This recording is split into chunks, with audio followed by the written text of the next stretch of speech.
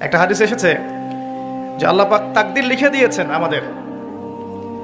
একটা মানুষ খারাপ কাজ করতে থাকে, করতে করতে করতে করতে এক পর্যায়ে তাকদিরের লিখনই তার উপর বিজয়ী হয় এবং শেষ বয়সে গিয়ে সে ভালো কাজ করতে থাকে এবং ওই অবস্থায় তার মৃত্যু হয়, সে জান্নাতে চলে যায়।